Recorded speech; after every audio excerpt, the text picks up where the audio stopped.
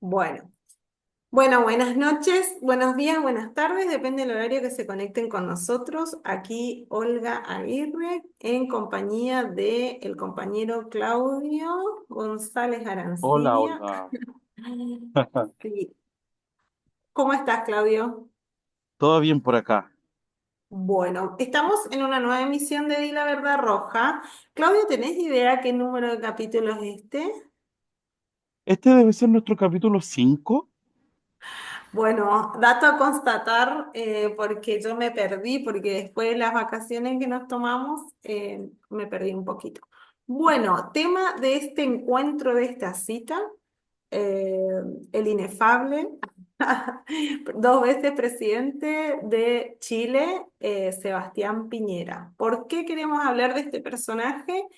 Bueno, se cumplió un año de su muerte en un accidente y bueno, ya es una discusión que vimos el año pasado, porque parece que hay todo un operativo, parece no, tenemos la certeza de que hay un operativo para resignificar el legado, un operativo que hay que decirlo que participó el propio Boric al Oficialismo. rendirle honores, decir que finalmente era un demócrata, que se habían equivocado con su posición política, que habían exagerado en el contexto sobre todo lo que fue su segundo gobierno, gobierno en el cual tuvo lugar la rebelión que se inicia en octubre del 2019. Así que bueno, queríamos un poco mirar desde nuestra mirada, valga la redundancia, desde nuestros ojos, o sea, desde los trabajadores y trabajadoras organizados, o sea, ay, perdón, se me movió la pantalla. Organizados políticamente, ¿no? Porque estamos en la fuerza, militando en la fuerza 18 de octubre. Así que, bueno, a ver, Claudio, tírate ahí unas primeras consideraciones para hablar de qué, para ver de qué personaje estamos hablando. Si es el santo que Sí, yo plantea la creo, derecha, es el demócrata que plantearon después de la centroizquierda, o quién es Sebastián Piñera. sí, mira, yo creo que tenemos que partir del principio. Y es una cuestión que es parte de su prontuario, porque estamos hablando de un real delincuente. De un delincuente de cuello y corbata. Mira, este personaje en 1982 se da a la fuga. ¿Producto de qué? Piñera es gerente del Banco de Talca entre los años 1979 y 1980. Este banco presentaba una deuda, una cese de pago por 38 millones de dólares, deuda que afectaba hasta el Banco Central. Y en la investigación de esta deuda, además aparecen la creación de empresas de papel o empresas ideológicamente falsas, lo que constituyó en este caso un fraude. Por esta cuestión, él estuvo prófugo de la justicia, estuvo 2 semanas oculto, o sea, prófugo. Estamos hablando de un real delincuente, pero una cuestión importante acá, de este periodo de tiempo que estamos hablando de plena dictadura, de la cual su hermano, Jorge Piñera, es ministro. Por lo tanto, además, los vínculos con la dictadura son estrechos y lo que le va a ayudar a Piñera a sortear, a pasar por alto esta situación. Recordemos que el archivo, además de este caso, va a desaparecer misteriosamente y no va a pasar como lo que pasa con estos personajes, ¿no?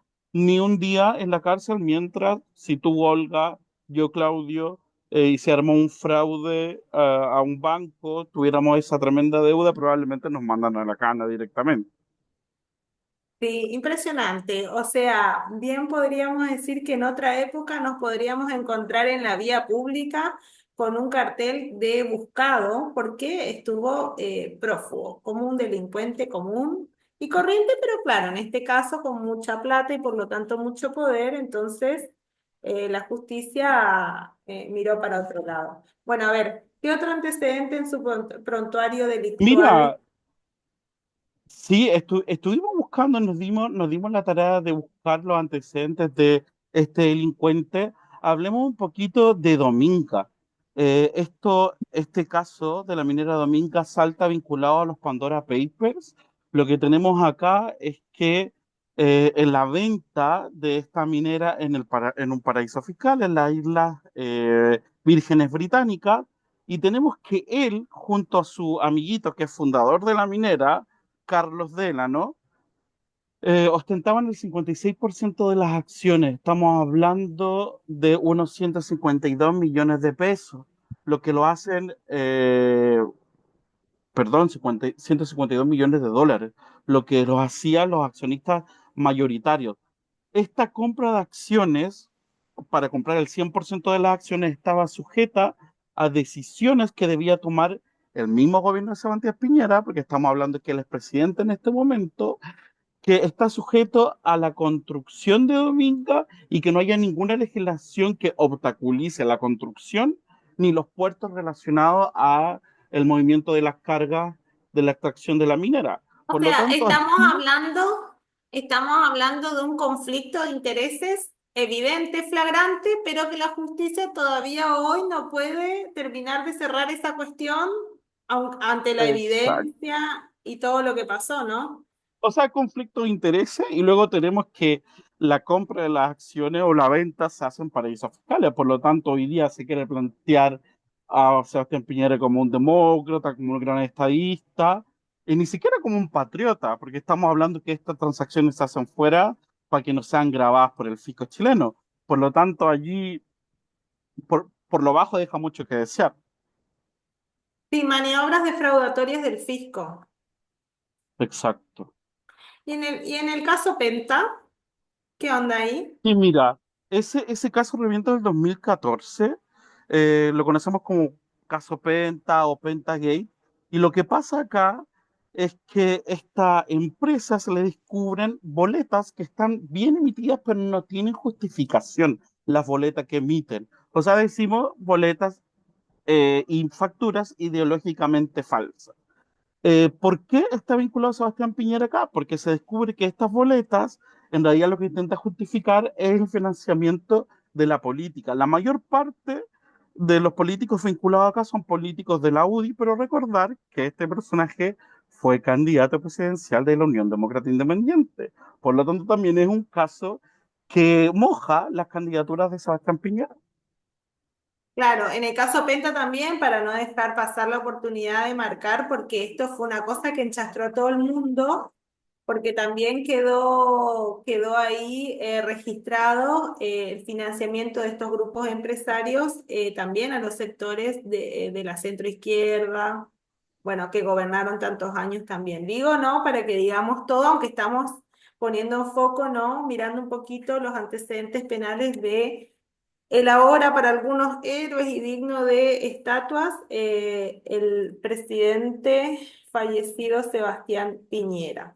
Bueno, ¿algún antecedente más anterior? Porque después Sí, está... sí. Ah, dale, dale. Sí, a mí me parece importante que hablemos un poquito de LAN, recordar que era accionista de LAN en un caso que va a reventar el año 2009 y tenemos ahí que las filiales de carga de LAN ubicadas en Estados Unidos se ven envueltas en un caso de colusión, en lo que va a provocar, lo que va a significar esa colusión, 175 millones de dólares que equivalen al 41,6% de las utilidades que tuvo LAN ese año. Por lo tanto, no estamos hablando de poca plata. Y aquí nuevamente, los defensores del libre mercado, los defensores del libre emprendimiento, aquí nuevamente ponen de manifiesto que hacen su riqueza basada en la colusión. Sí, porque ahí lo que hubo fue un manejo de información privilegiada y que le permitió hacerse de este enorme negociado. Entonces, bueno, les encanta el Estado para garantizar sus millones, sus negocios y obviamente para reprimir a los trabajadores cuando levantan su voz. Ahí también pensar, ¿no? Esta cosa del Estado presente, el Estado ausente, quién es más estatista o menos estatista en esta discusión que se Ujú, está dando últimamente. Bueno, decir que a la derecha, en sus versiones democráticas, entre comillas, y en sus versiones más extremas, más fascistas o fascistas directamente, siempre se han servido del Estado porque es el Estado, este Estado es un Estado capitalista y por lo tanto garante de los intereses de a quienes, a la clase social a la que ellos representan, que son la burguesía, los capitalistas. En el caso del presidente Piñera, bueno, él directamente era un capitalista gestionando el Estado capitalista. Bueno, Macri también en la Argentina es un ejemplo de eso, pero generalmente la burguesía delega la gestión del Estado capitalista en sus empleados políticos, sus mandantes políticos, que generalmente no son de su misma clase social. Bueno, en este caso el presidente Piñera coincidía, era un capitalista al mando del Estado capitalista y desde ahí actuaba como un patrón de fondo porque gestionaba sus negocios con todas las herramientas que le brinda el Estado y se hacía estos grandes millones, no importaba el conflicto de intereses, no importaba la propia normativa burguesa, porque justamente la justicia, o sea, esto quiero decir, en definitiva, el tema es que Piñera se murió impune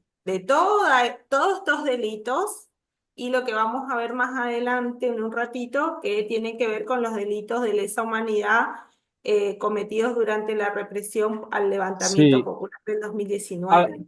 antes de pasar a eso, Olga, me parece importante volver sobre ciertas cuestiones teóricas. Decir, bueno, a nosotros no nos deja de impresionar, pero sabemos que la corrupción es constitutiva del régimen capitalista. Está en su base, o sea, siempre decimos parte de la idea de que roba la riqueza generada por otros. Ahí está el primer acto de corrupción de este régimen productivo.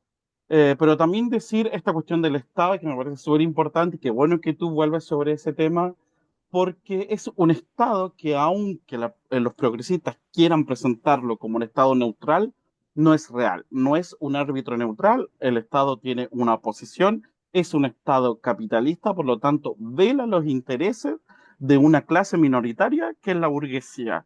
Y eso hay que tenerlo siempre claro, y si bien hoy día gobierna Boric y pareciera que Boric no es un empresario, delegan él mismo la gestión de sus negocios y todo esto que estamos hablando, y quizá en Piñera es mucho más burdo, porque ahí tenemos un empresario directamente que es presidente, pero no deja de estar siempre el interés de la burguesía en el Estado. O sea, me parece importante recalcar y que nos quede súper claro que es un Estado que tiene intereses y son intereses de una clase minoritaria.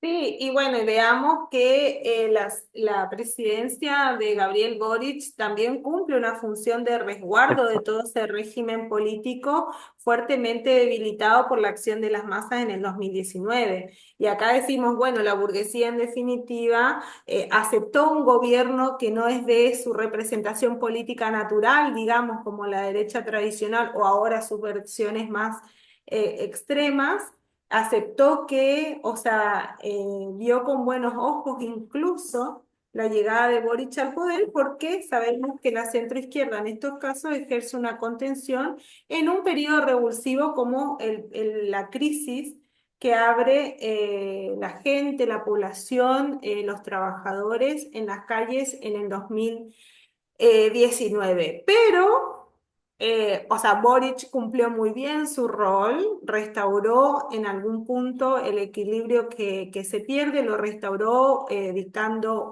un sinnúmero de leyes represivas. Y también fue garante de los negociados. Miremos si no lo de Mm. las ISAPRES, miremos si no lo Lo de de las la AFP, AFP, lo de las AFP impresionante. Entonces, ha cumplido con el rol que le manda la burguesía y ha garantizado la estabilidad del Estado burgués mediante la represión y los negociados de los burgueses con todas estas leyes normativas que se fueron dando en su gobierno. Bueno, pasemos hacia la última etapa de la vida delictual de Sebastián Piñera. vamos. Bueno, ahí tenemos ya más cercano en el tiempo su segundo gobierno. Ujú. ¿Voy yo o vas tú? Ah, yo te estaba esperando que vos hables. No, No, bueno, yo voy a yo te hacer doy una la palabra. introducción. Bueno, claro. Bueno, no, o sea, nos queremos referir justamente a veces lo que está más cercano en el tiempo y por lo tanto se recuerda más. pero justamente es lo que lo determinó de configurar como un agente político enemigo de la clase trabajadora y por lo tanto rechazamos cualquier tipo de reconocimiento. O sea, está bien que la burguesía le reconozca méritos a Piñera, pero nosotros del lado de los trabajadores queremos decir que es un criminal de tomo y lomo, lo ha sido durante toda su vida, ha cometido crímenes, delitos también en el ejercicio de la presidencia y particularmente en su última presidencia, en la segunda, fue el encargado, el responsable político de la represión que se descargó sobre las masas movilizadas a partir del 18 de octubre del 2019, que significó graves violaciones a los derechos humanos. Esto no lo decimos gente que nos consideramos de izquierda, esto lo han dicho organizaciones y ONGs internacionales como Human Rights, como Amnistía Internacional, entre otras. Todos los informes han dicho que han habido violaciones, nosotros consideramos sistemáticas a los derechos humanos, hay más de 500 víctimas de traumas oculares, o sea, había una determinación de las fuerzas represivas, no se pudo haber equivocado uno o dos. O sea, fue una cosa masiva, sistemática, habían órdenes que se estaban cumpliendo en este sentido por parte de las fuerzas represivas. Bueno, los muertos, que hasta el día de hoy se sigue reclamando justicia, más de 40 víctimas que perdieron su vida producto de la represión, la gente que quedó mutilada en algún sentido. Bueno, tenemos el caso de Fabiola Campillay, de Gatica, pero como los más emblemáticos. Todo este cúmulo de gente víctima de la represión estatal y víctima de la violación de sus derechos humanos, todavía anda por los pasillos de los juzgados reclamando justicia, porque otra cuestión que ha sido una característica es que la mayoría de los responsables materiales, y ni hablar de los responsables políticos, uno de ellos, Sebastián Piñera, no han pagado por los crímenes que han cometido. Te la dejo. Sí, sí, no, a mí me parece importante de todo esto que dice, que claramente estoy de acuerdo. Recordar que Piñera le declaró la guerra al pueblo de Chile. Y por eso yo creo que volver sobre la idea que las violaciones a los derechos humanos fueron sistemáticas. O sea, él como administrador del aparato estatal, no estamos hablando de casualidades, o sea, las cifras hablan por sí solas y él mismo le declara la guerra a población civil que está ejerciendo su derecho, su legítimo derecho a la protesta. Por lo tanto, eh, es muy difícil decir acá eh, que se debe a cuestiones fortuitas, las cifras hablan por sí solas, y también los presos políticos, ¿no? Porque tenemos aquí, hablábamos hace un ratito del prontuario de un delincuente que no pasa ni un día en la cárcel, y por otro lado tenemos a personas que salieron a protestar, es que ese es su legítimo derecho a la protesta y todavía se cuenta con causa o preso directamente. Por lo tanto, también allí tenemos otro agravante para la historia del delincuente Sebastián Piñera. Sí, finalmente Piñera termina muriendo ahogado y eso tiene que ver con la inacción de la justicia porque tendría que haber estado al menos procesado. De hecho estaba, pero bueno, la justicia es lenta para estos casos y muy rápida para criminalizar a los trabajadores como vos recién lo señalabas. Recordar también las palabras del actual presidente, de Gabriel Boric, que le dijo en su momento, señor, usted está avisado, y le dijo que le iba a perseguir en todas las instancias internacionales para que pague por sus crímenes. Si alguien le creyó esa performance, no fuimos nosotros, pero si alguien creyó eso, sepa, no, tome nota, notifíquese de que ha sido otra de las mentiras. Finalmente, Gabriel Boric termina diciendo que fue un demócrata y que ellos fueron una oposición injusta con él. Bueno, así las cosas, el juicio, Imagínate. sí, así estamos. Bueno, no le quedó ninguna bandera ajá, por bajar a este tipo, si es que en algún momento las levantó o si fue No, todo. yo siempre comento esto y lo vuelvo a repetir en esta entrega. Boric es el meme, ¿no? no espero nada de ti y aún así logras defraudarme, porque ni siquiera en esta cuestión que es tan sentida por la clase trabajadora y es tan evidente, lavarle la cara y plantear a Sebastián Piñera con todo su prontuario, su accionar en el último gobierno, sus vínculos, los vínculos de la familia Piñera con la dictadura, plantearlo como un demócrata, como un gran estadista, me parece una vergüenza. Bueno, y después que no se sorprendan, si le dan letra a la derecha, después que no se espanten cuando la derecha dice que hay que levantarle un monumento, porque si ellos dijeron que eran un demócrata, bueno, ¿se negarán a levantarle un monumento a quien definen como un O demócrata? sea, Bueno. una cuestión que también nosotros hemos insistido aquí es que, bueno, en política no existen esos espacios vacíos. Por lo tanto, si tú dejas que la agenda de la derecha avance, luego nos impresionan y nos preguntan a nosotros por qué avanza tanto la derecha. Aquí está, porque ellos mismos las dejan avanzar y hacen propia la agenda de la derecha en temas de seguridad, en temas de migración, etcétera, etcétera, etcétera. Así es. Bueno, entonces para nosotros no es un demócrata, es un delincuente que tuvo o sea, es de una clase social y por eso nunca pagó por los delitos que cometió.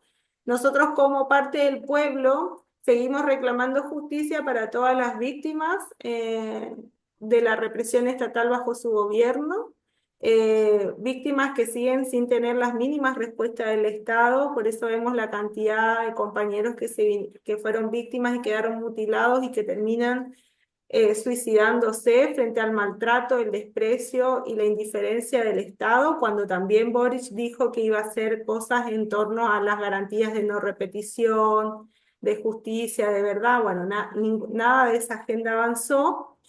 Así que nada, para nosotros no es un demócrata, para nosotros es un delincuente, es un enemigo del pueblo y murió impune, lamentablemente, pero este es nuestro balance. ¿Algo más para agregar, Claudio? Nada, un enemigo de la clase obrera. Exactamente. Bueno, hasta acá llegamos. Hasta acá llegamos. Esperemos, obviamente, como siempre les pedimos que se suscriban, alimentar estos espacios donde podemos dar una mirada y nos ayuda mucho suscribiéndose, compartiendo, difundiendo este contenido. Para mí ha sido un gusto charlar con mi compañero Claudio y nos vemos en el próximo capítulo. Nos vemos, que estén bien. Chao.